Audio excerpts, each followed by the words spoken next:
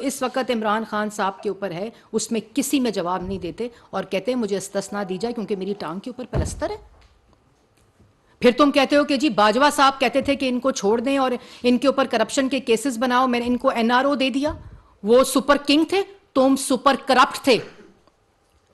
اور اس وجہ سے تمہارے پاس ہر وہ طاقت تھی تم نے استعمال کی. آج تم بیٹھ کر تماشا کرتے ہو، روز ٹی وی کے اوپر بیٹھتے ہو، ہر روز عدالت میں نواز شریف، شہباز شریف اور مسلم لیگ نون کا ہر وہ رہنما جس پہ تم نے الزام لگائے، جو الزام تم پر ثابت ہو رہے ہیں، اور تم جواب نہیں دیتے ہو،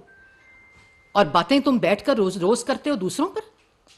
تم جس کو تا حیات ایکسٹینشن دے رہے تھے، تم کہہ رہے تھے وہ اکانومی میں میری مدد کر رہے ہیں، وہ فورن پالیسی میں میری مدد کر رہے ہیں، ان جیسا سپہ سالار پاکستان کی تاریخ میں نہیں آیا، وہ جمہوریت کو تقویت اور تسلسل دے رہے ہیں. اور آج تم کہتے ہو کہ وہ ساری چیزوں کے ذمہ دار باجوہ صاحب سے. تو تم کیا کر رہے تھے؟ آپ صرف یہ چاہتے تھے کہ تمام سیاسی مخالفین جیلوں میں رہیں، اور جو پروجیکٹ جس کے اوپر تم کام کر رہے تھے فورن فنڈنگ کے تحت کہ پاکستان کی اکانومی کو تباہ کیا جائے، عوام کو بے روزگار کیا جائے، ملک میں مہنگائی پھیلائی جائے اور نوجوانوں کے ذہنوں کو معذور کر دیا جائے، جب تمہیں پتہ چل گیا کہ تمہارا کرپشن کا بیانیہ ہر عدالت میں پٹ گیا ہے،